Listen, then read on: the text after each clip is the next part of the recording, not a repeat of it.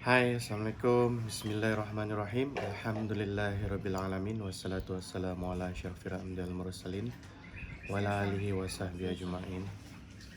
Rabbi yasir wa la tuassir, Rabbi tamimu bi khair ya karim. Oke, kita jumpa lagi pada hari ini. Bagi yang first time ikut Uncle punya live pada hari ini, Uncle ucapkan selamat join. Oke, Uncle perkenalkan dulu diri.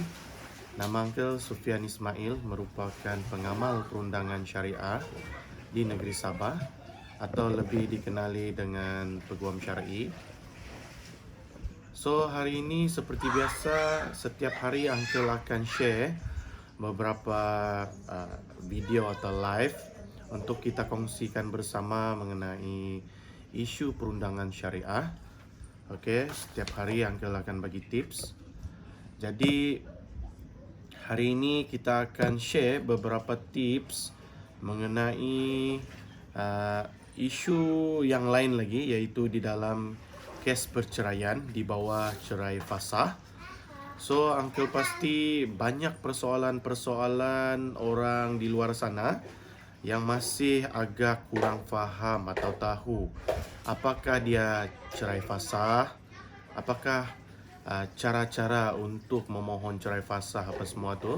So, hari ini Uncle akan kupas satu persatu supaya semua follower Uncle boleh faham apakah dia cerai fasah, apa kategori cerai fasah, apakah alasan-alasan cerai fasah ni kan yang membolehkan satu perceraian fasah ni boleh dituntut. Kenapa? Okey. So, Uncle bagi kepada moderator kita untuk dia tanya soalan. Apakah persepsi soalan yang selalu diutarakan oleh klien-klien selalu? Macam cepat kau. Kita je, santai-santai je. Okey, Baik, fasah tu ialah pembubaran pernikahan yang disebabkan oleh sesuatu perkara yang diharuskan oleh hukum syarak, betul? Betul. So ada banyak perkara, ada antara perkara-perkara yang mengharuskan fasah. Ya. Tapi sebelum kita start dulu dengan apa alasan-alasan fasah ni, mungkin kita mau tahu kenapa dalam 7 jenis cerai, ada banyak 7 jenis cerai kan? Betul. Kenapa fasakh ni yang mau di-highlight untuk hari ini? Okey. Untuk kali ini. Uncle mau explain dulu apa arti cerai fasah lah. Cerai fasah ni selalunya orang tahu bercerai, talak ni di tangan si suami. Tapi suami harus ingat, isteri masih boleh memohon fasah, iaitu memohon perceraian melalui kebenaran mahkamah. Apakah melalui kebenaran mahkamah yang dibenarkan? Iaitu salah satu perceraian yang dibenarkan oleh mahkamah adalah cerai fasah. Di mana cerai fasah ni dia mempunyai beberapa alasan ataupun sebab yang membolehkan seorang isteri itu memohon cerai di mahkamah melalui cerai fasah atas kebenaran mahkamah. Itu dia punya beza. Satu lagi, apabila kita memohon cerai fasah ni, beza di antara cerai fasah dengan cerai-cerai yang lain ni adalah permohonan cerai fasah menyebabkan seseorang itu bercerai secara talak bain. Okey, talak bain. Nantilah kita bincang dulu. Ya. Kita bincang next lah. Kita Next. bincang dulu dia punya perkara-perkara. Okey, perkara-perkara untuk cerai fasah ni dia ada banyak. Jadi Uncle mau bagi tahu apakah sebab-sebab cerai fasah tu lah. Okey, mungkin moderator mau kasih tahu salah satu sebab cerai fasah ialah. Tadi kita bincang pasal belum lagi saya cakap pengertian, sudah dapat pengertian sudah kan? Actually kita mau cakap kenapa benda ni yang kena highlight hari ini, sebab setiap hari kamu akan jumpa kes begini, betul? Betul. So setiap hari orang akan tanya benda yang sama.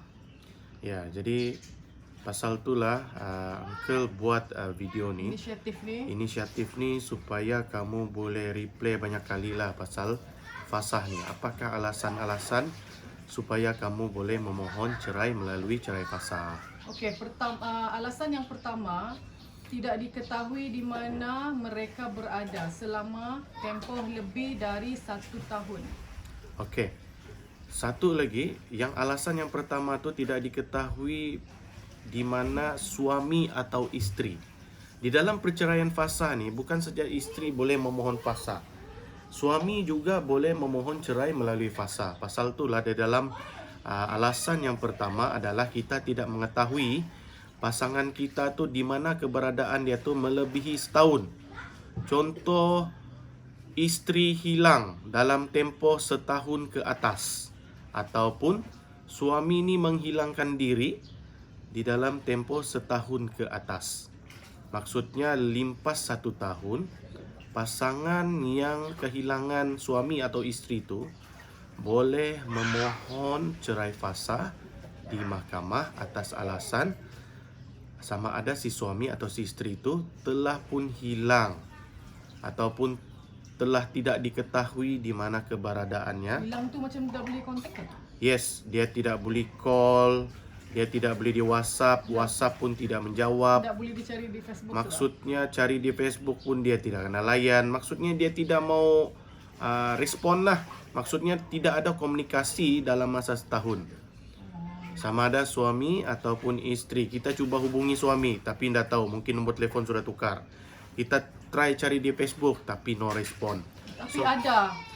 Sebenarnya dia ada, mungkin hari-hari update tapi yes, tidak menjawab. Mungkin dia tidak menjawab. So kita pun confused sama ada betulkah dia atau orang lain yang buat Facebook. Buat alasan gitulah. So maksudnya apabila tidak dipeduli selama setahun, tidak dihubungi, tidak dikontak, so bolehlah memohon cerai fasah di mahkamah. So kita masuk alasan yang kedua. Okey, tidak mengadakan peruntukan nafkah isteri selama tempoh 3 bulan. Okey. Alasan yang kedua ni adalah mengenai isu nafkah. Selalu suami ni confused. Dia cakap dia ada bagi nafkah, tapi isteri cakap tidak kena bagi. Maksudnya di sini berlaku 2 pertembungan fakta. Fakta yang pertama, si suami cakap dia ada bagi duit. Itu kita tidak nafikan. Tapi masih Suami tinggal sama-sama tu? yes, walaupun masih tinggal sama-sama. Sebab alasan yang kedua ni adalah mengenai isu nafkah. 3 bulan tidak diberi nafkah zahir. Nafkah zahir ni maksudnya berbentuk kewangan lah, material kepada si isteri. Nafkah yang dimaksudkan ini adalah nafkah isteri, bukan nafkah keluarga, bukan nafkah anak. Itu kena faham. Dalam fasah ni dia mengenai di antara suami dan isteri. Orang tak faham tu. Maksudnya begini, kebanyakan keluarga Islam di Malaysia, dia memang bagi duit sama bini. Tapi masalah yang dia bagi duit tu, dia tidak membezakan di antara nafkah keluarga dan nafkah isteri. Di dalam kes fasah ni yang dimaksudkan 3 bulan ni yang tidak bagi nafkah ni adalah nafkah isteri. So, maksudnya apabila seorang isteri itu tidak mendapat nafkah selama 3 kali, 3 bulan, maksudnya bukan semestinya berturut-turut. Mungkin ada rompang, bulan ni bagi, bulan 2 tidak bagi. Contoh lah, mungkin Januari bagi. Okey, mungkin Januari dia bagi Februari, duit. Mac tidak. Februari, Mac tidak. Lepas tu April pula bagi. Lepas tu Lepas Mei, tu, Jun, Julai tiada. maksudnya sudah limpas 3 kali tu.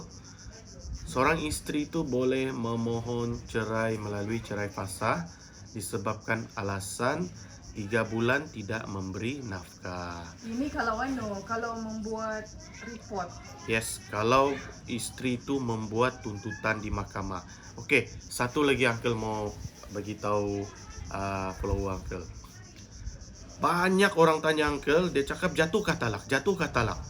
So Uncle ni pun menanyalah, kamu ni menanya jatuh talak ni kamu ada buat tuntutan ke tidak? Selagi mana kamu tidak buat tuntutan di mahkamah, maka talak itu tidak dapat disahkan jatuh ataupun tidak. Maksudnya kalau kamu ingin bercerai, cerai itu tidak secara otomatik berlaku. Maksudnya kamu kena buat tuntutan maupun permohonan pengesahan.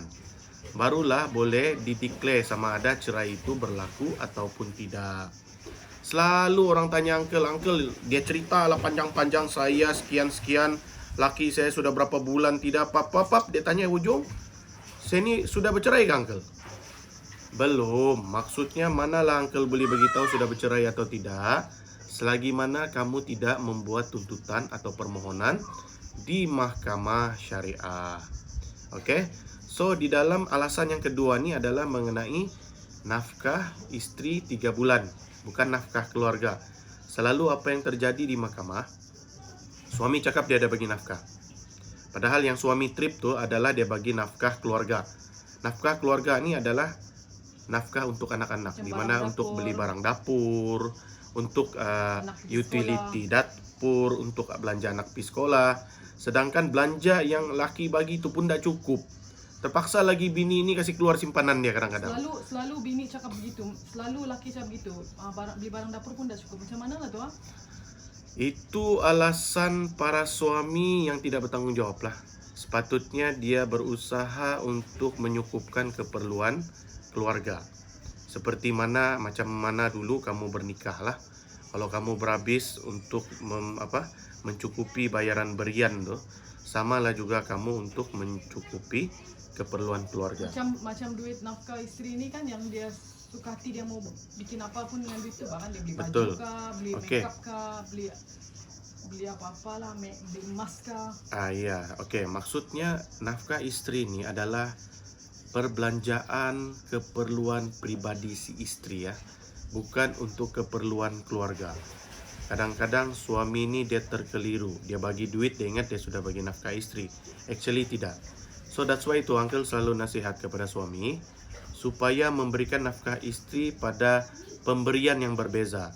Contoh, hari ini kamu bagi nafkah keluarga untuk beli barang dapur kepada si isteri dan belanja anak-anak. Hari berikutnya atau besoknya itu baru kamu bagilah nafkah isteri. Nafkah isteri ini banyak lagi orang tanya uncle berapa mau bagi nafkah isteri? Mana lah uncle tahu kamu punya belanja bini itu macam mana?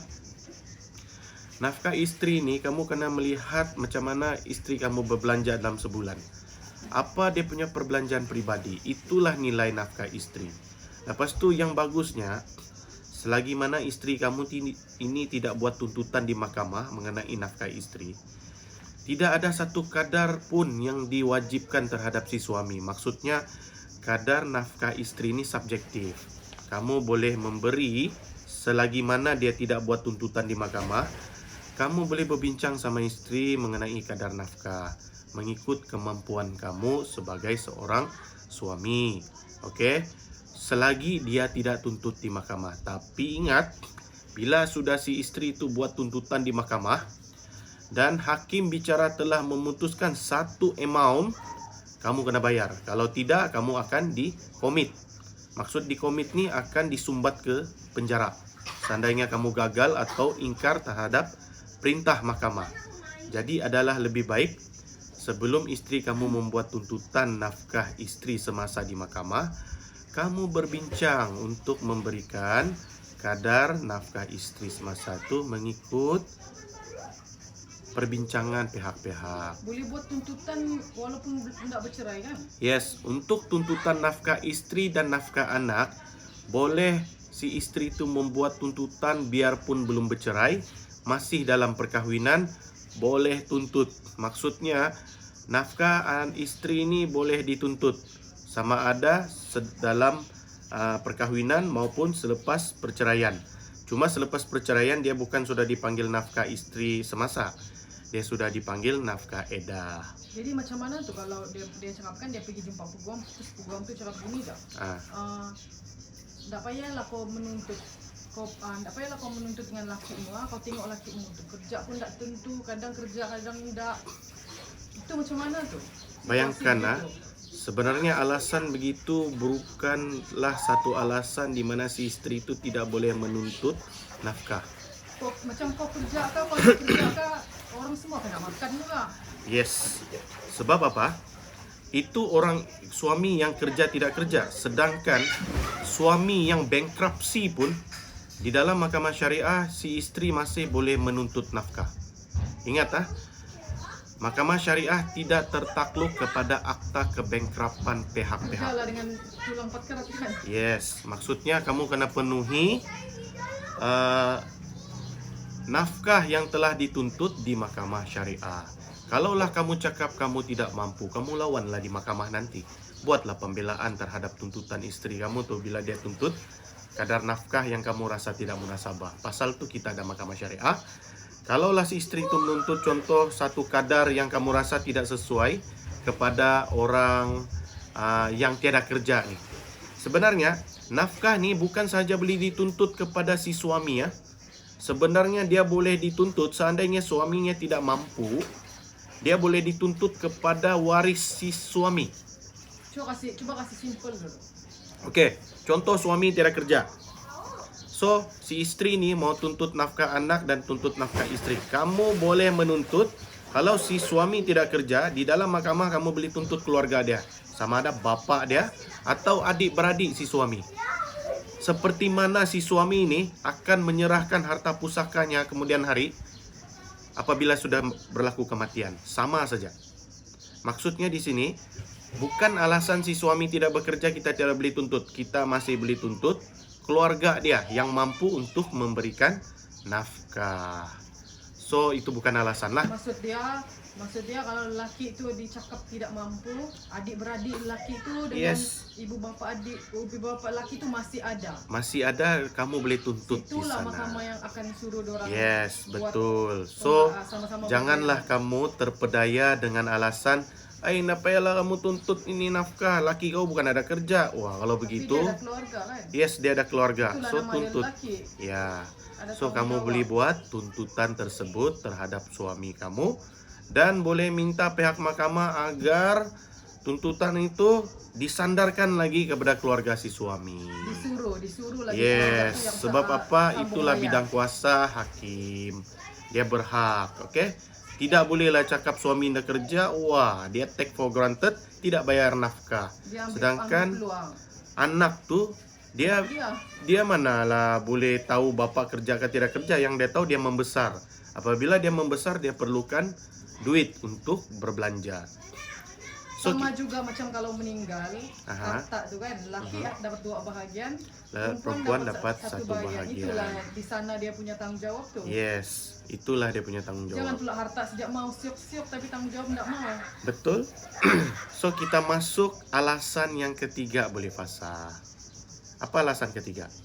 Telah dihukum penjara selama 3 tahun atau lebih. Okey. Maksudnya di sini, di mana-mana suami ataupun istri yang telah didakwa oleh mahkamah akan menjalankan hukuman penjara selama 3 tahun ataupun lebih, maka pasangan yang lain tu boleh menuntut fasa. Contoh dia lah, si suami ini kena penjara 5 tahun. Ini contoh lah. Atas kesalahan melakukan jenayah dadah, terlibat dengan penyalahgunaan dadah. So, si suami ini yang telah didakwa dan telah dimasukkan ke penjara atas kesalahan jenayah tadi dan tempoh penjaranya itu melebihi 3 tahun, alasan ini boleh diguna oleh si istri untuk memohon cerai fasa. Sama juga kalau terbalik. Contohnya si istri pula yang terlibat dengan jenayah. Contoh jenayah si istri ini mungkin terlibat dengan jenayah komersial. Contoh dia telah orang cakap terlibat dengan penipuan kewangan kah, terlibat dengan orang cakap gejala rasuah contohlah. Kalau si istri ini jarang terlibat dengan dadah. Yang penting dakwaan dia itu mengenai jenayah. Dan apabila telah didakwa, dia kena penjara melebihi 3 tahun. So, si suami ini layak untuk memohon cerai fasah disebabkan oleh salah laku si istri yang telah didakwa ataupun telah dihukum penjara melebihi 3 tahun. So, boleh faham clear either suami atau istri yang dihukum penjara, pihak yang satu lagi itu berhak untuk memohon cerai fasah. So macam minum dulu. Okey, Uncle minum lah. Okay. Jadi macam gitu kan, adakah dia mesti start masuk penjara sudahkah ataupun kena tunggu lepas 3 tahun masuk penjara? Iya, kita kena tunggu dia masuk penjara dulu, bukan Habis kena 3 tunggu, tahun. bukan habis 3 tahun. Dia masuk penjara itu pun sudah boleh. Sebab kadang-kadang bila didakwa nih orang kena penjara nih, sebab kenapa kita tunggu dia masuk dulu?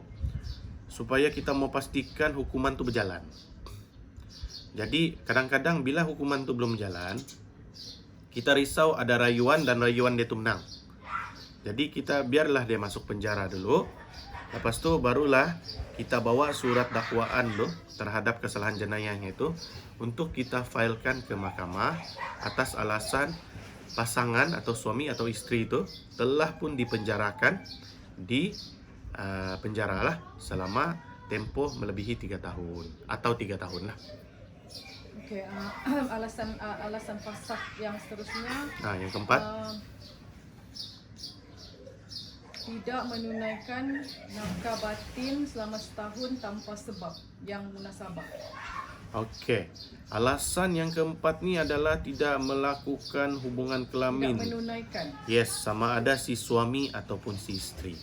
Contohnya macam begini. Selama 1 tahun. Si suami, Mesti 1 tahun yang direct ke? actually ya, 1 tahun yang direct ataupun tempoh setahun. Dia di dalam undang-undang dia tidak cakap tempoh setahun direct Huruf K ataupun apa ya, yang penting setahun. Maksudnya seandainya seorang istri itu ataupun seorang suami itu dianiaya oleh pasangan, di mana pasangan dia tu enggan melakukan hubungan Kelamin. kelamin. Tak kira suami Tak atau isteri. kisahlah si suami yang nak mau kasih kah atau si istri yang tidak mau kasih kah, dengan sengaja. Mungkin dia sakit hati ataupun apa-apa alasan yang orang cakap tidak munasabah, maka pasangan masing-masing itu boleh memohon cerai fasa. Maksudnya di sini kan, kita pun pelik. Kenapa si suami ini ada balik? Tinggal satu rumah. Tinggal satu rumah, tapi dia nak mau melakukan hubungan intim atau hubungan berkelamin. Bila ditanya dia cakap penat. Always cakap penat. Maksudnya dalam setahun tu tidak ada pun satu perlakuan intim ataupun hubungan kelamin ni berlaku. Jadi disebabkan oleh perlakuan ini yang tidak ada perkara yang munasabah, si pasangan tu, suami atau istri tu boleh memohon perceraian fasa di atas alasan tiada melakukan hubungan kelamin dalam tempoh setahun. Okey, seterusnya telah mati pucuk. Okey. Dalam kes mati pucuk ni, sebenarnya dia ada beberapa klausa. Bagi yang mati pucuk daripada awal, yang tidak diketahui oleh isteri, contohnya baru kahwin, sekali kahwin baru tahu lelaki itu mati pucuk, selalunya perkara ini boleh dituntut fasah immediately. Tapi apabila perkara contoh semasa awal perkahwinan, suami dia ni tidak mati pucuk, tapi apabila dalam tempoh perkahwinan tu tiba-tiba laki dia ni mati pucuk. Okey, di dalam perkara macam gini, biasanya suami akan diberi masa oleh mahkamah selama tempoh setahun untuk dilihat perkembangan kesihatan dia tu. Seandainya dia punya mati pucuk tu berlarutan, barulah mahkamah biasanya membenarkan fasah tersebut. Lama juga kan? Ya, sebab dia bagi peluang juga kepada si suami itu untuk berubat. Mana tahu dia pulih, so adil lah untuk si suami kan. Yang ini perkara mati pucuk lah. So bagi mereka yang tergolong dalam golongan mati pucuk ni, supaya memberi tempoh kepada si suami untuk berubat selama setahun. Tapi itu selama setahun tu dia kena buat report Yes, dulu di maksudnya mahkamah, dia kena buat satu report. kan? Dia nak bolehlah cakap nanti di mahkamah dia cakap, oh saya sudah bagi dia 1 tahun. Yes, maksudnya dia kena pohon dulu. Ke Bila mahkamah dia dulu. sudah buat permohonan, mahkamah akan tetapkan okey, dibagi peluang kepada si suami itu. Itu pun kalau si suami itu yang minta. Kalau dia tidak minta, dia tidak mohon, Oh. maksudnya tempoh setahun tu lah. yes, dia boleh meminta tempoh setahun lah. untuk demi mengekalkan hubungan rumah tangga lah. Sebab di sini kalau kamu tidak buat permohonan atau tuntutan di mahkamah, so dia punya tempoh tu tidak akan bermula. Maksudnya hakim akan bagi peluang kepada pihak suami itu untuk berubat. Artinya dia punya tempo dia akan bermula bila ada sudah permohonan ke mahkamah. Yes, Jadi maksudnya hakim sudah tetapkan lah. Kena buat tindakan lah isteri Yes, kan. maksudnya si istri kena buat tindakan. Sebab kebanyakan apabila tidak buat tuntutan di mahkamah, si suami ini dia macam tidak ada usaha untuk cuba mau ubat dia punya apa tuh? Mati Dia pucuk. punya mati pucuk tuh. Mungkin dia malu ke apa, tapi bila ada tekanan daripada mahkamah bagi masa setahun, saya rasa pihak suami ini akan committed lah terhadap cuba untuk berubat terhadap masalah mati pucuk tu lah. So perempuan tak payah malu lah kan. Yes, kena buat lah. Kalau tidak kamu yang akan merana dan berkemungkinan kamu akan terlibat dengan gejala maksiat disebabkan oleh tekanan mati pucuk suami kamu. Tapi kalau kes macam gini ramai je pun yang buat permohonan kan. Nanti orang ingat macam saya aja yang kena begini. Yes, Yang sebenarnya sudah ramai yang buat, tidak masalah. Kamu bukanlah orang yang pertama. Pasal itulah dalam undang-undang ada diperuntukkan di dalam section tu pasal mengenai mati pucuk di dalam permohonan fasah. So alasan yang seterusnya, Okey, yang seterusnya dia sudah gila dalam dalam tempoh 2 tahun. okey. Bagi alasan hilang kewarasan ataupun gila lah. Seandainya suami itu sudah diputuskan ataupun telah dideklar oleh pihak hospital, doktor, bahawa tu suami itu telah pun gila melebihi 2 tahun. Gila macam mana tu? Yang makan ubat juga? Makan ubat satu asal dikategorikan Whatever sebagai yang mental oleh pihak perubatan yang diiktiraf, contohnya hospital kerajaan, maka si isteri itu layak memohon cerai fasah melalui alasan suami itu ataupun isteri itu, tidak kisahlah mana-mana pihak yang menghadapi penyakit mental tersebut. Sebab apabila dia melebihi 2 tahun sakit mental ini, selama tempoh 2 tahun.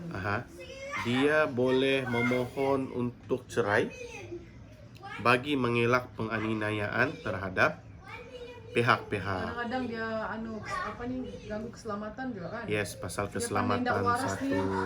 Tiba-tiba Ya. pandai mengamuk kah? Itu yang dirisaukan lah. Jadi untuk Paling faktor mencederai. keselamatan dia boleh memohon cerai fasah.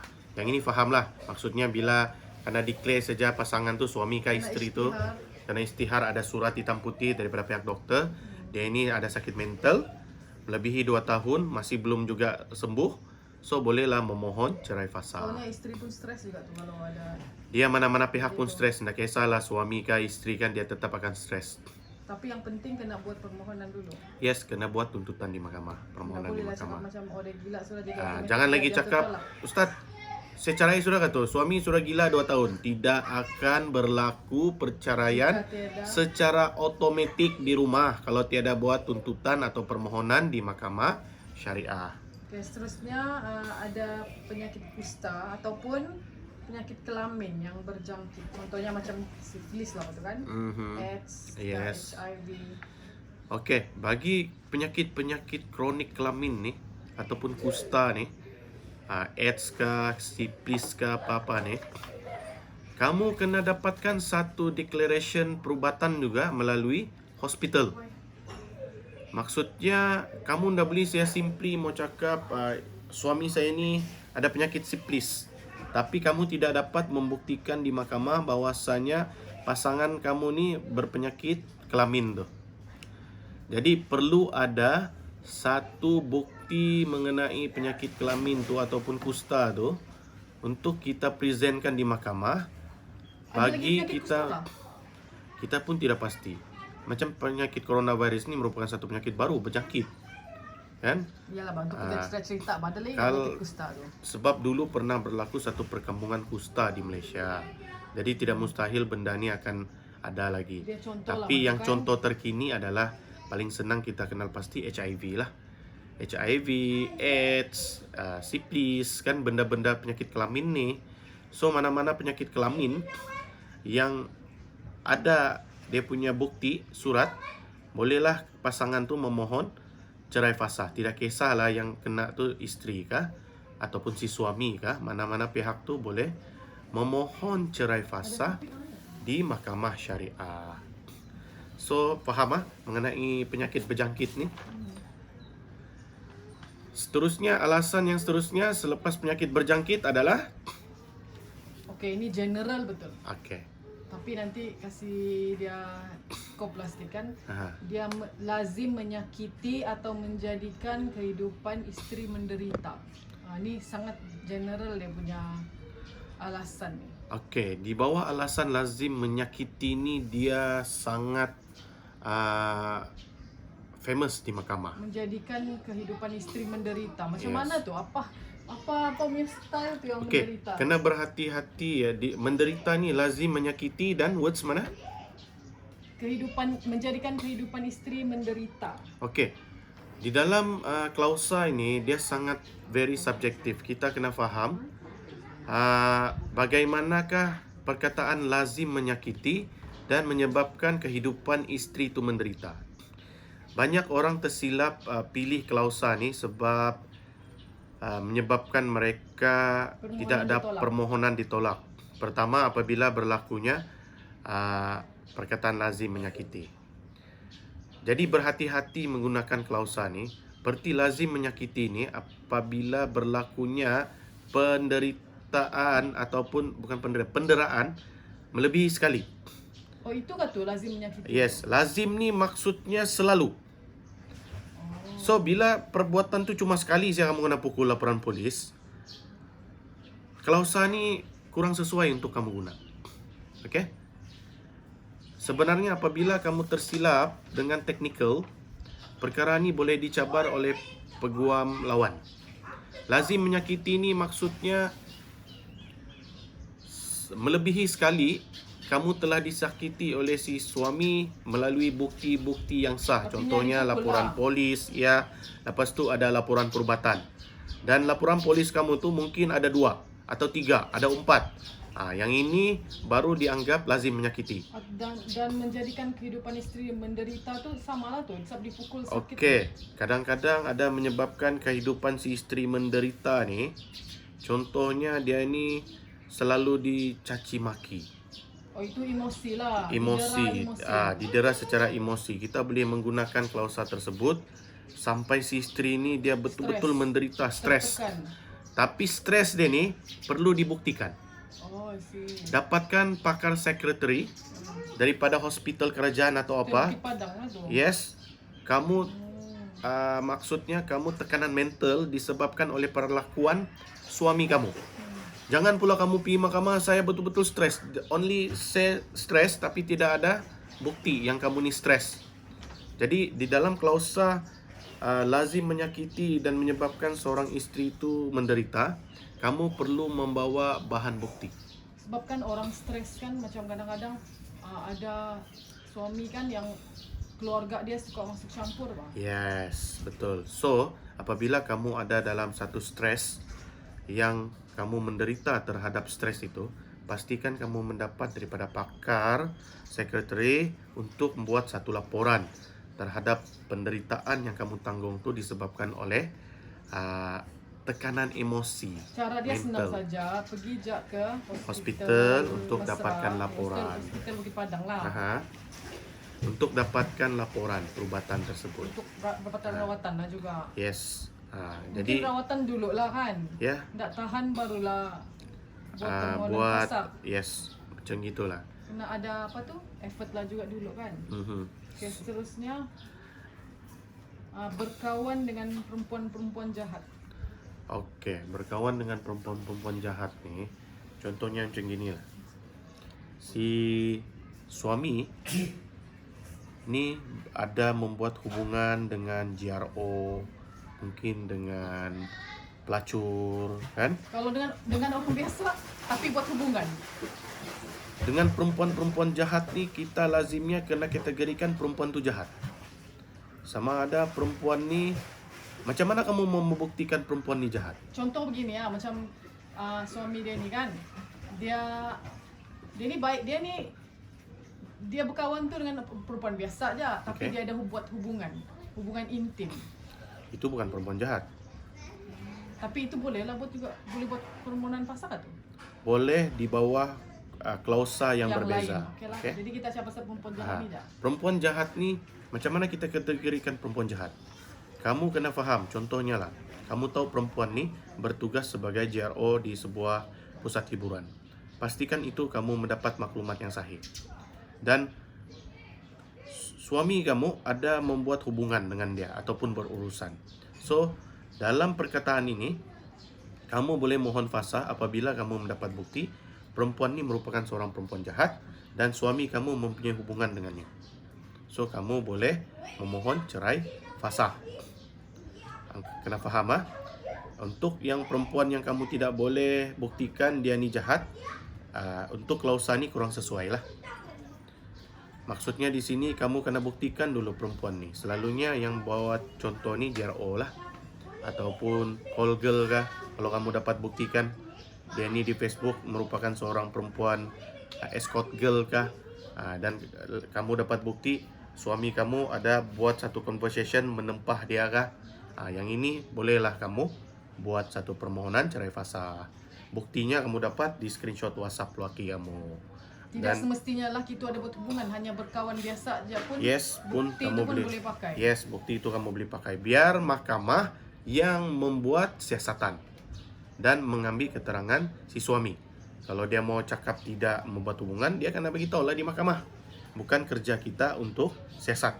Biar mahkamah yang siasat. Jadi lagi sekali kita cakap, janganlah cakap macam laki aku kawan dengan JRO jatuh talak kah tu. Ya, janganlah kamu fikir talak tu jatuh otomatik. Okay? So, kamu kena buat satu tuntutan di mahkamah untuk memastikan perkara ini dibicarakan dan diputuskan oleh hakim bicara. Oke, seterusnya memaksa istri hidup secara lucah. Apa tu? Okey, memaksa si isteri hidup secara lucah, senang cerita. Si suami ini cuba untuk jadikan si isteri itu pelacur ataupun menjadi satu bahan perniagaan untuk dijajah. Contohnya dia lah. jual sama orang lain begitu? Ya, sebab banyak berlaku kalau kita tengok di drama nih. Sebenarnya drama nih kadang-kadang walaupun dia drama, tapi sebenarnya dia pernah Real berlaku. life. Ada real life. Di mana dia paksa suami istri dia ini jadi pelacur, Dia paksa lah. jadi JRO belum supaya jadi dapat pun duit. Sudah Yes. boleh buat permohonan lah. Ya, kena paksa jadi beraksi lucah dalam internet supaya dapat duit, Ambil video gitu ambil kan. video.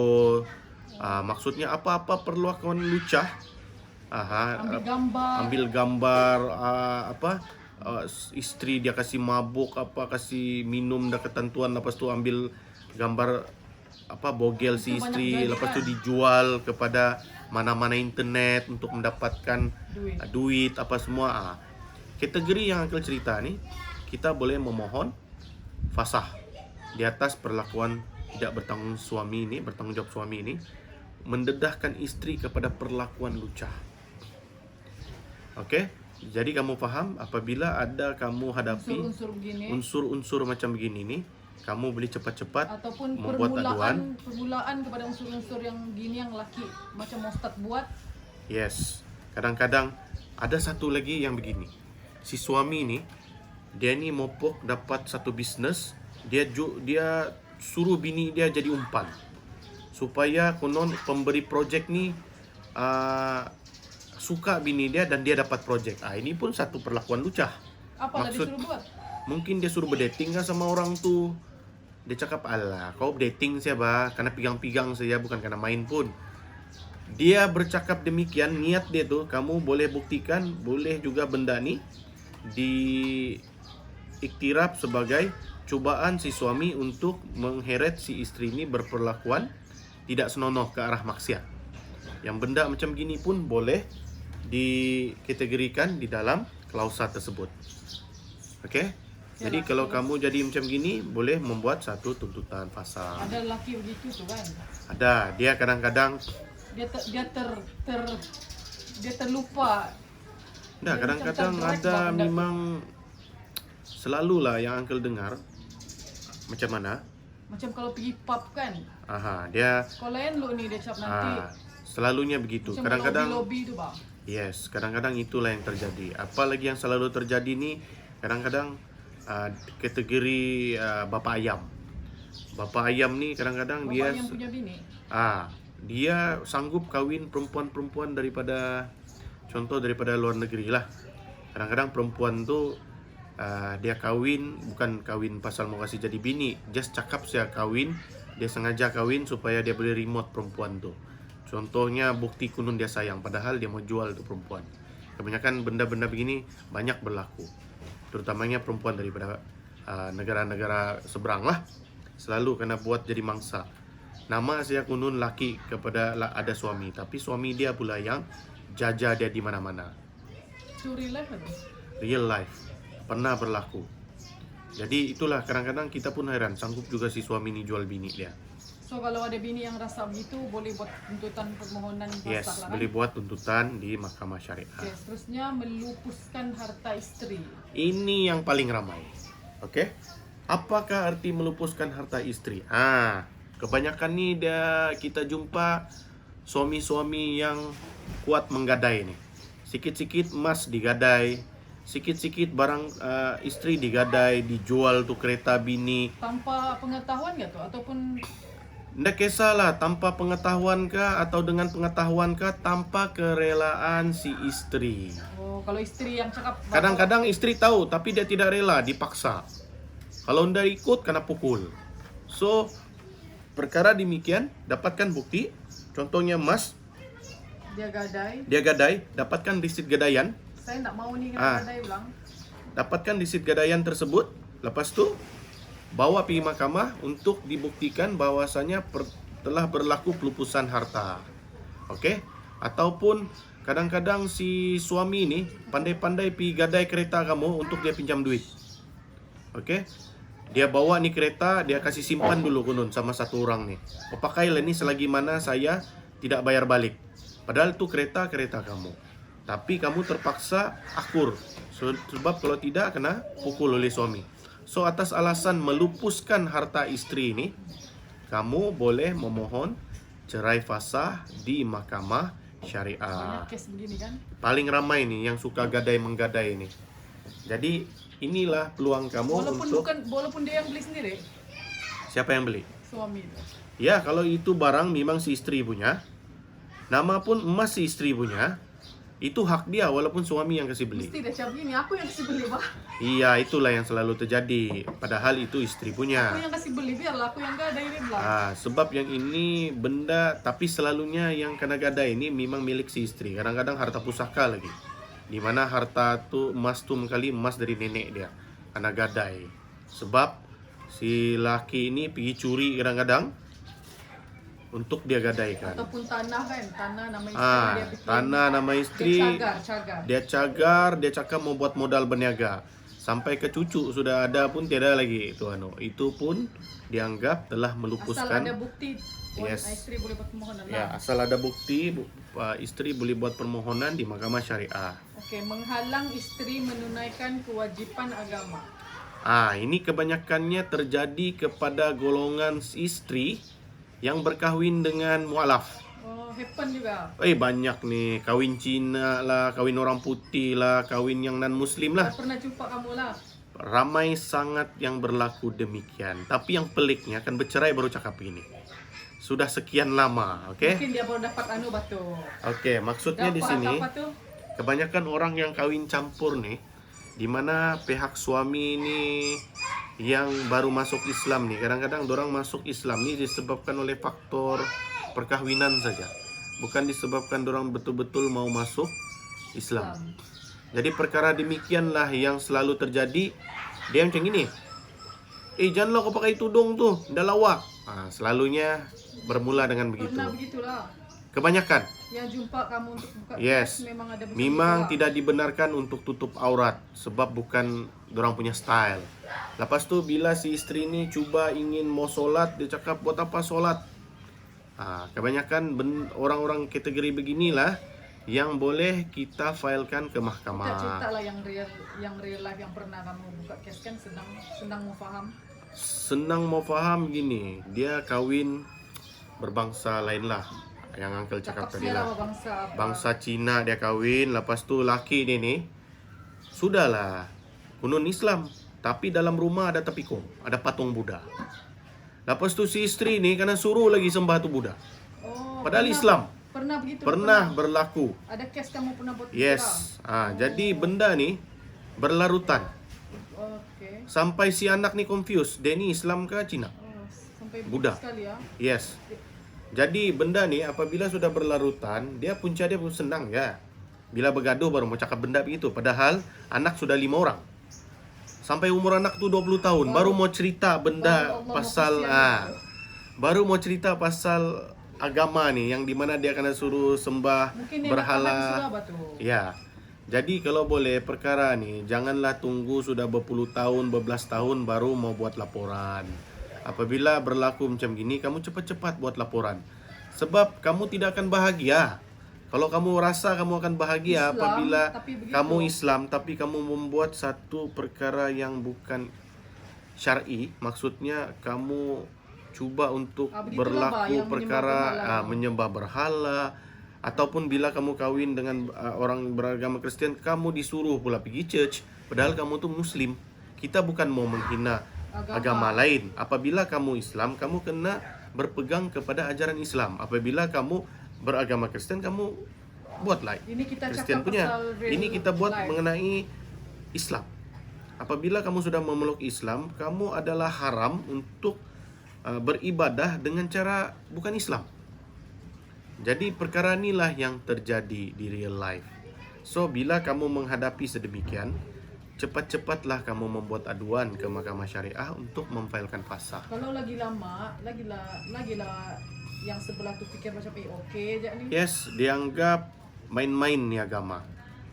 Biarpun sudah masuk Islam, tapi Boleh masih juga. boleh sembahyang Buddha. Dan ini tidak betul lah. Kalau kamu tidak rela untuk masuk Islam, jangan masuk Islam. Pasal itulah Uncle bagi advice kepada orang yang bercinta dengan berlainan agama ni, agar pastikan betul-betul pasangan kamu ni ikhlaskah untuk masuk Islam ataupun tidak. Seandainya dia belum bersedia, janganlah dipaksa disebabkan oleh faktor untuk bernikah. Kalau mau masuk Islam itu Biarlah masuk Buatlah. Islam betul-betul, bukanlah yang belajarlah. berhabis-berhabis, yang basic Yes. kan, yang macam biasa. Jangan cuba untuk berlaku perkara-perkara yang orang cakap munafik lah. Oke, seterusnya tidak, ini untuk orang poligami lah kan, soalnya tidak berlaku adil kepada istri-istrinya mengikut hukum syarak. Okey, begini. Ini ada juga lah selalu. Ada juga Yang ini mengadu tempat kamu. ada, cuma selalunya ya jarang berlaku lah sebab Dorang paham sudah. dorang faham sudah. Memang tidak adil. Ya, Kurang adil. kebanyakannya orang berpoligami ni kalau mau cari adil, Uncle rasa memang susah. Tapi okey, bagi isteri-isteri yang teraniaya disebabkan oleh Rasa tidak adil. perlakuan suami yang tidak adil terhadap isteri-isteri ini, kamu boleh memohon cerai fasakh. Senang ceritalah. Selalu yang berlaku ni kepada isteri yang tua lah. Sebab suami ni selalu pergi rumah isteri muda saja. Jadi kalau kamu rasa tidak adil, isteri muda dapat rumah besar, kena bagi duit bulan-bulan. Isteri yang tua ni sudahlah nak kena bagi duit. Rumah bayar sendiri. Jadi bolehlah kamu memohon cerai fasakh. Maksudnya tiada guna juga kamu ada husband kalau kamu piara biawak hidup. Kan asyik dia pergi rumah, dia pula mau minta duit. Tapi berani kawin 2 atau 3 atau 4. So, dalam kategori begini kamu boleh memohon fasakh. Okey? Untuk kategori suami tidak adil terhadap isteri-isteri. Jadi Suami tidak adil tu dia macam pandai-pandai kamu fikir sendiri lah tu kan. tidak adil ni dia subjektif. Mungkin penggiliran dia tidak sama. hari, mungkin belanja rumah tidak kasih, kan?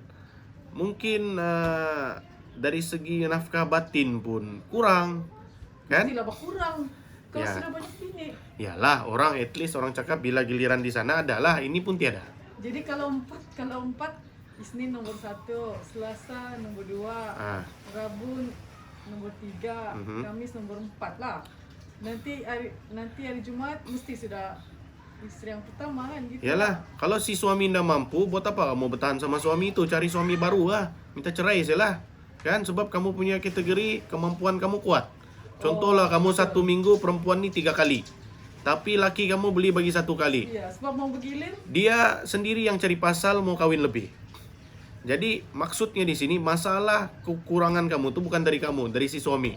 Sebab dia terlampau berselera besar. Padahal kemampuan dari segi batin pun tidak mampu. Jadi kenapa perlu bertahan? Carilah orang yang baru untuk kamu penuhi keperluan asas kamu tuh.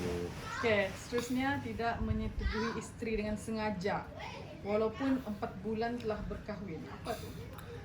Ini maksudnya dia lelaki ini menganiaya si istri. Walaupun sudah kawin, dalam masa perkahwinan tuh dia selepas akad nikah tuh, Yang ini dia untuk orang tidak, yang baru kawin lah. orang baru kawin. Selalunya terjadi begini nih apabila kawin paksa. Contohnya si suami nih, dia dipaksa keluarga untuk nikah sama perempuan nih. Dia mau kasih tahu dia tidak cinta. Jadi cara dia protes, dia cakap dia tidak mau pun melakukan hubungan intim sama istri yang dia kena paksa kawin nih. So si istri yang teraniaya disebabkan oleh perlakuan suami dia tidak melakukan hubungan kelamin dalam masa 4 bulan. Setelah bernikah, kamu boleh memohon fasah. Kan? Janganlah jadi macam drama tuh, setahun dia tunggu. Apalah guna kawin kan? Ya.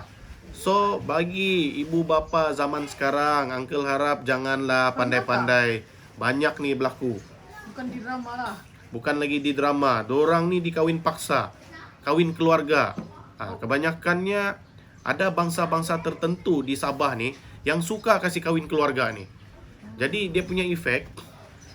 Suami ini ataupun anak lelaki ini dia protes. Padahal ada girlfriend sudah kan? Memang ada girlfriend sudah, mau kawin sudah, tiba-tiba kena paksa. Ada. Akhirnya bercerai. Ada buka kes sama kamu gitu? Setakat ni belum ada. Hampir macam begini ada. Di mana dorang dikahwinkan secara keluarga. Tidak sampai 4 bulan, istri disuruh balik ke rumah keluarga. Akhir sekali bercerai. Sebab kenapa? Si suami tidak bekerja. Jadi dia tidak pun dapat melaksanakan tanggung jawabnya sebagai seorang suami. Sama ada memberi nafkah batin maupun bagi nafkah zahir. So, seterusnya yang last lah kan? Okay. Apa alasan yang lain yang diiktiraf oleh hukum syara? Apa contohnya? Ini banyak nih orang bagi alasan begini. Sebab alasan ini general. Mana-mana alasan yang dikira oleh hukum syara dianggap boleh cerai fasa. Selalunya di mahkamah orang guna nih syikok. Syikok ni maksudnya tidak sefahaman.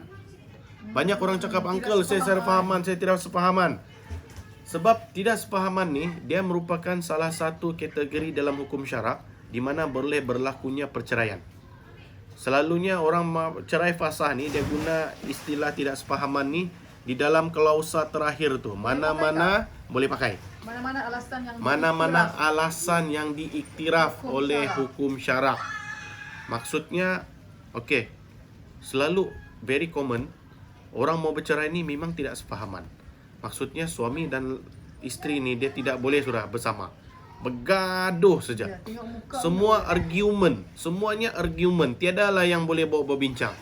So kamu juga boleh menggunakan alasan yang terakhir nih, di mana alasan-alasan yang di atas tadi itu kamu tiada persepahaman. Jadi kamu boleh guna isu syikok atau tiada persepahaman di dalam cerai fasah. Kebanyakan orang menggunakan alasan dan klausa yang terakhir tu bagi cerai fasah. Okey? Apalagi alasan lain kalau apa-apa alasan lain selain tiada persepahaman? Kebanyakannya alasan tidak sepahaman lah yang selalu digunakan.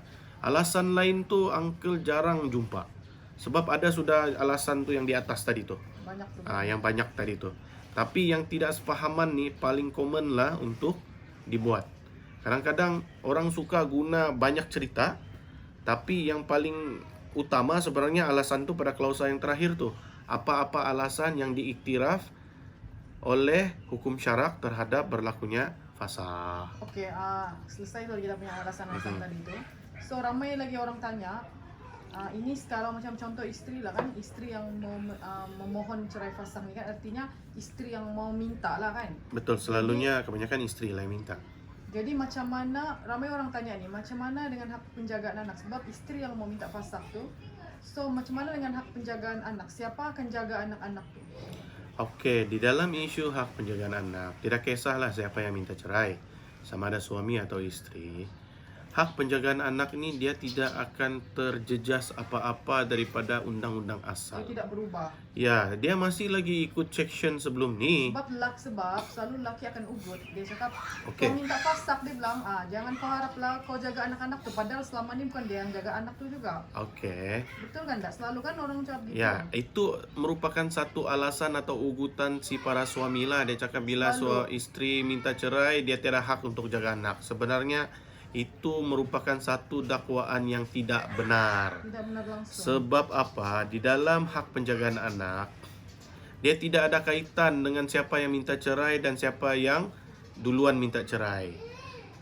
Jadi maksudnya di sini, hak penjagaan anak nih dia masih lagi tertakluk kepada Section 82. Apa Section 82?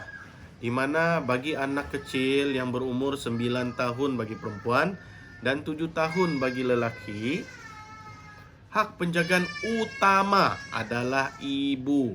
Selepas ibu adalah ibu kepada ibu. Maksudnya nenek si budak tu lah. Yang ketiga baru si suami. Bayangkan bah. First tu ibu, kamu, istri. Kedua tu mama kamu. Ketiga baru si laki.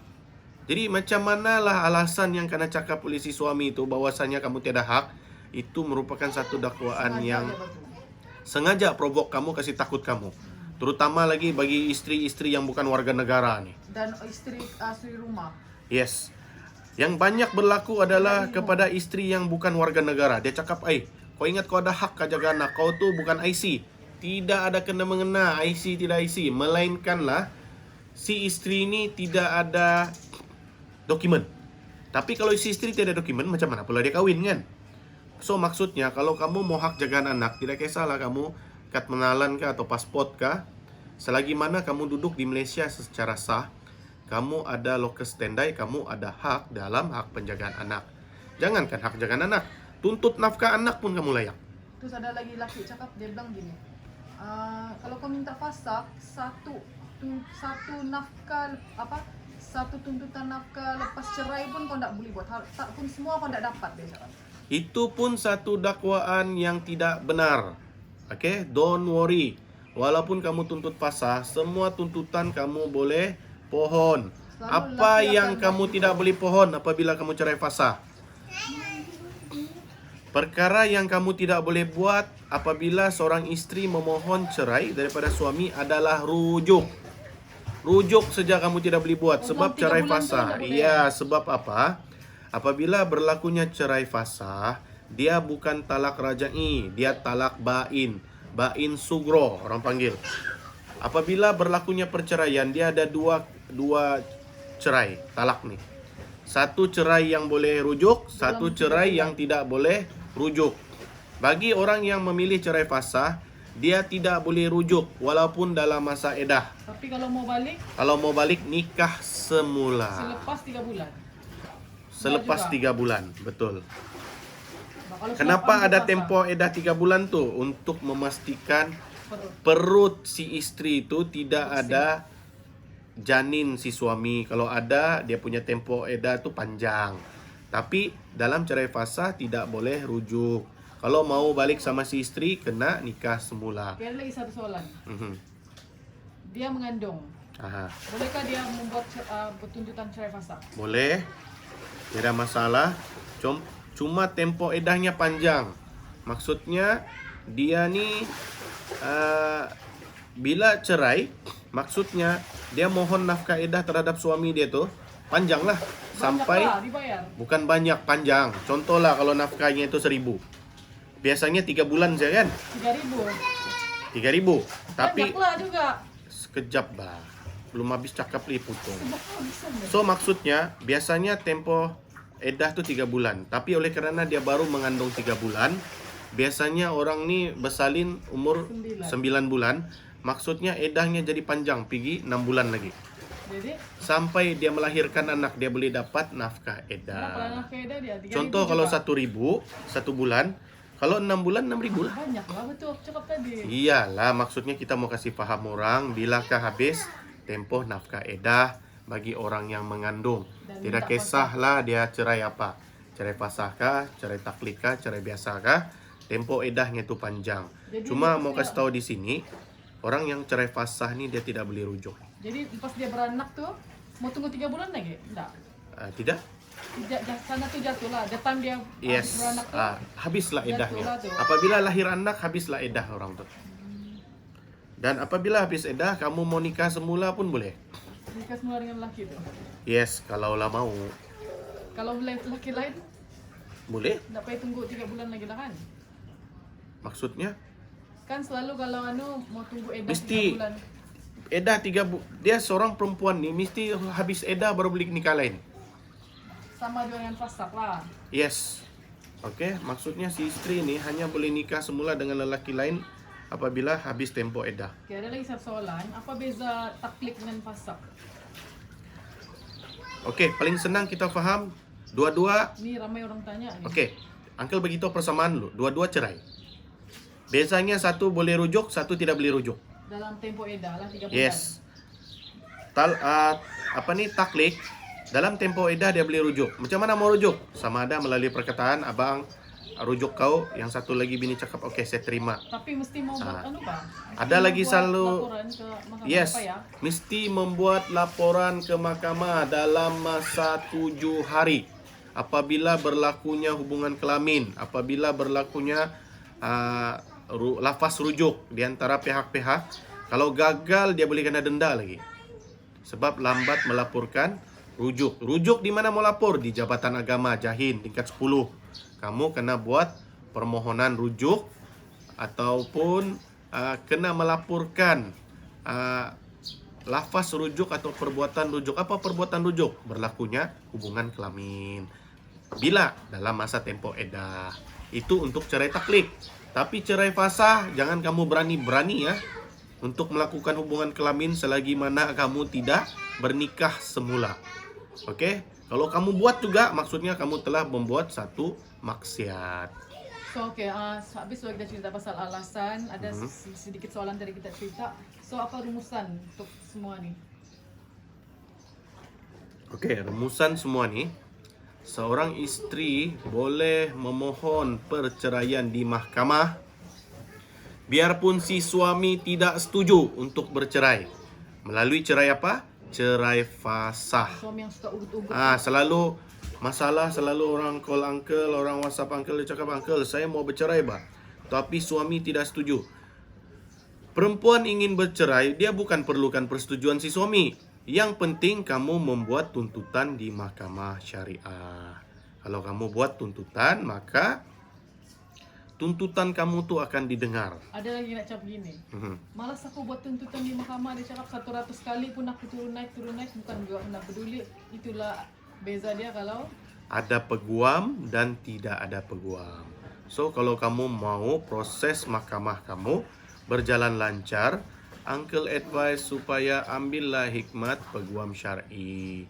Kalau kamu buat sendiri boleh, tapi masalahnya itulah yang biasa dihadapi. 100 kali pun aku naik, dia cakap. Lama lah kamu bikin sebab kamu tidak faham. Jadi bijak lah kita.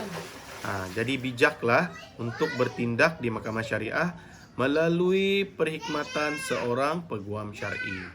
So Uncle harap whatever yang perkongsian Uncle hari ini, so ingatlah this is not advertising atau iklan dan bukan pula konsultasi, cuma untuk sharing info mengenai isu perundangan syariah Sebab ramai di orang mahkamah syariah. confused. Sebab ramai orang yang confused. This is our way untuk buat CSR terhadap keluarga Islam di negeri Sabah. Banyak je pun nota-nota pas Yes. ni dalam internet. Tapi Ya, orang cuma mungkin orang tidak faham. So Uncle interpret di dalam video bahasa Sabah. bahasa orang Sabah supaya orang Sabah kita ni lebih faham lah. Kan kadang-kadang bahasa undang-undang ni pening mau faham.